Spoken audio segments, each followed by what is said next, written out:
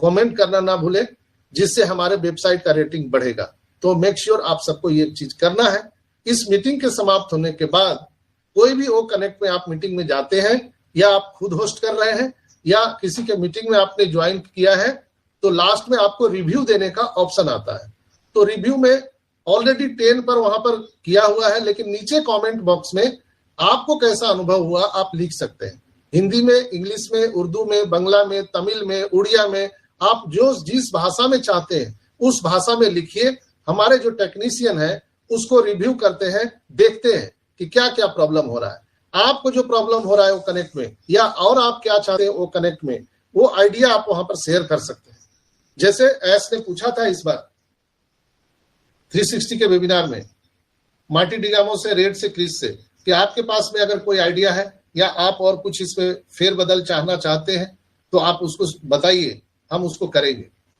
जैसे मैंने इस मीटिंग के शुरुआत में ही बोला था कि यहाँ पर ग्रीन रूम रहने वाला है, तो ऐसे ऐसे आइडिया आप लिख सकते हैं। जब ये मीटिंग समाप्त होती है तो आप वहां रिव्यू में अपना ओपिनियन लिख सकते हैं। बहुत जरूरी है, क्योंकि हम लोग बीटा टेस्टर हैं दोस्तों।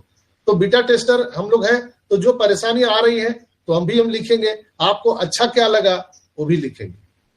तो दोनों में से कोई आप लिख सकते हैं। ये एक बीटा टेस्टिंग का पार्ट है और इसी से हमारे जो टेक्नीशियन टीम है वो उस पर काम कर रही है। तो मेक श्योर आप लोग इसको जरूर कीजिएगा। तो ये थे कुछ आज के मुख्य पॉइंट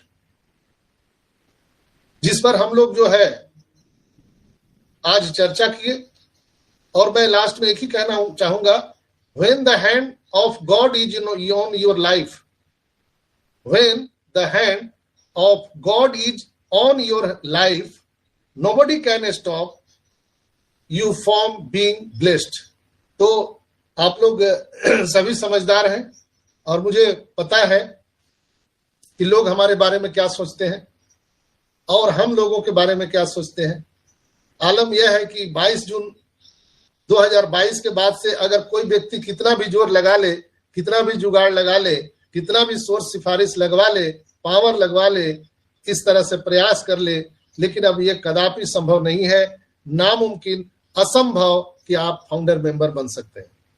इसके बावजूद भी वह व्यक्ति नहीं माने और बार बार अपने जीत पर अड़ा रहे और हाथ जोड़कर कहे भगवान के लिए सिर्फ एक आईडी मुझे दे दो, एक फाउंडर पोजीशन मुझे दिलवा दो।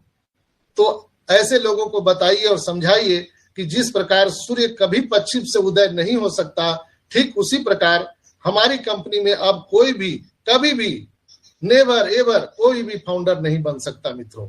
चाहे वो डॉक्टर हो, इंजीनियर हो, टीचर हो, डीएम हो, एसपी हो, बड़े बड़े पूंजीपति हो, अरबपति हो, खरबपति हो, देश का प्रधानमंत्री हो, राष्ट्रपति हो, संयुक्त राष्ट्र संघ का अध्यक्ष ही क्यों ना हो, दरवाजा हमेशा हमेशा के लिए वो बंद हो चुका है। अब कोई भी अंदर नहीं आ सकता है। दरवाजा खुला हुआ है सिर्फ और सिर्फ कस्टमर एंड रीसेलर के लिए। और यहां पर इस स्थिति में आकर के कई लोग जो हमारे फाउंडर भाई बहन हैं वो इरिटेट होकर के और बोलते हैं कि नहीं, हम आईडी को हम बेच देना चाहते हैं, हम नहीं रखना चाहते हैं। तो ऐसे लोगों के लिए मैंने ये शब्द यहां पर रखा कि आपका भगवान ही मालिक है, आपको सोचना चाहिए। दोस्तों, यहां पर आपको अपनी आंख और कान खुले रखना है, तभी आप चीजों को यहां पर समझ सकते हैं। नहीं तो आपको कुछ भी चीजें नहीं समझ में आएंगी, ये ऊपर ऊपर आपका निकल जाएगा, आप परेशान हो जाएंगे। इसलिए हमेशा हमेशा जो है अपना निगाह जो है वो इस पर आपको टिकाए रखना है। दोस्तों, एक दिन में इतिहास नहीं रची जाती है, लेकिन एक दिन ऐसा वो आता है जो वो प्रूफ हो जाता है, जो इतिहास में लिखा जाता है। और उसके लिए मैं आपको उदाहरण देना चाहूंगा। 2 फाउंडर थे, फाउंडर की ही बात मैं कर रहा हूं कि 2 फाउंडर थे और वो लेरी पेज नाम का एक कंपनी था। लेरी पेज, कितने लोग जानते हैं लेरी पेज के नाम से? तो कोई अगर यहां मेरी बात सुन रहे हैं तो आपको पता होगा कि व्हाट इज लेरी पेज, किस कंपनी का नाम लेरी पेज था। तो लेरी पेज के 2 फाउंडर थे, जिसको हम फाउंडर ऑफ गूगल भी कहा जाता है। पहले याहू सर्च इंजन था, जिसको सुपरसीड करके गूगल ने पूरी दुनिया में झंडा गाड़ दिया। सिर्फ याहू था सर्च इंजन और कुछ नहीं था, लेकिन गूगल ने उसको सुपरसीड करके पूरी दुनिया में झंडा गाड़ दिया। हर एक इंटरनेट यूजर को यह जरूरत पड़ता है, गूगल के बिना वो कुछ भी सर्च नहीं कर सकता आज के डेट में। लेकिन उस समय जो 2 फाउंडर थे, वो लोग सर्च इंजन बनाए लेरी पेज नाम का, लेकिन बाद में वो गूगल के नाम से प्रसिद्ध हो गया। और आप सब जानते हैं कि वह yahoo.com को सुपरसीड करके आज पूरी दुनिया में झंडा गाड़ दिया।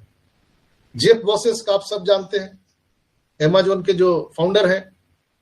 228 करोड़ 1 मिनट में वो कमा सकते हैं।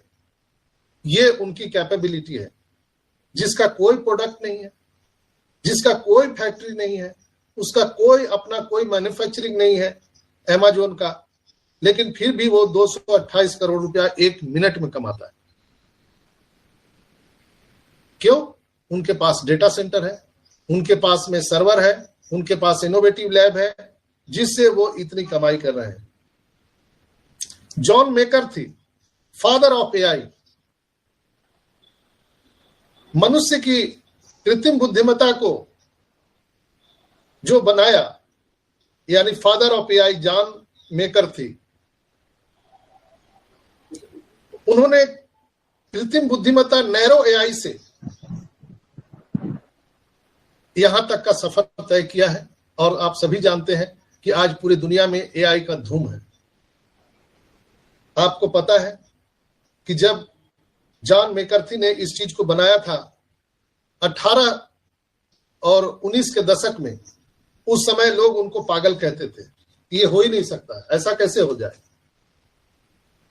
बिल गेट्स जो माइक्रोसॉफ्ट के फाउंडर हैं, जिन्होंने विंडो बनाया, जिस पर हम और आप, चाहे वो मोबाइल का हो या लैपटॉप का हो, ये सारी चीजें इसके बिना बेकार है, विंडो के बिना बेकार है, जिसको बिल गेट्स ने बनाया।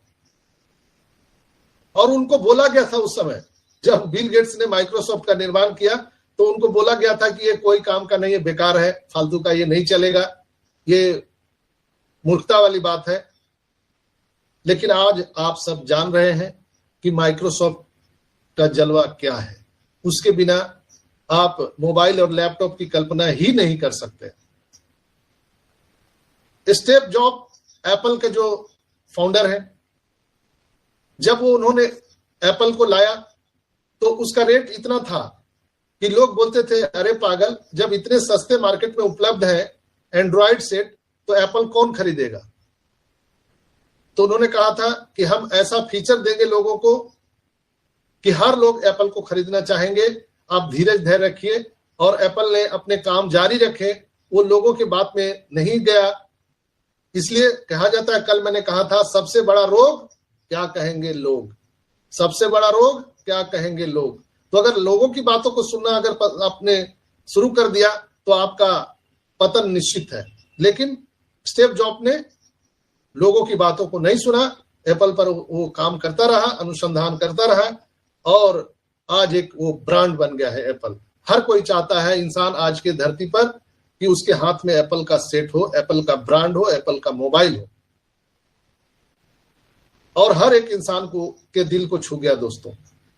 ऐस मुफारा आते हैं हम लोग, इसमें बहुत सारी बातें हैं करने के लिए। अमेज़न के बाद फ्लिपकार्ट आता है, ट्विटर आता है, बहुत सारी चीजें हैं। लेकिन मैंने एग्जाम्पल के लिए 2-3 चीज बताई। और अब हम आते हैं ऐस मुफारा 2018 the founder and CEO of OnPassive. NASA के साथ ये इन्होंने काम किया है, हमारे ऐस मुफारा ने नासा के साथ काम किया है, इतनी कड़ा अनुभव इनके पास में है।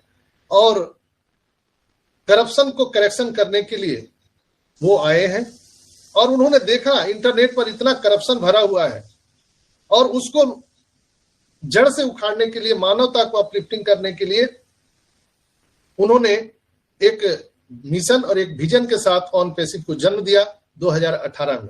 और 2018 से लेकर अभी तक कितने कितने उन पर आरोप और प्रत्यारोप लगाए गए, कितने कितने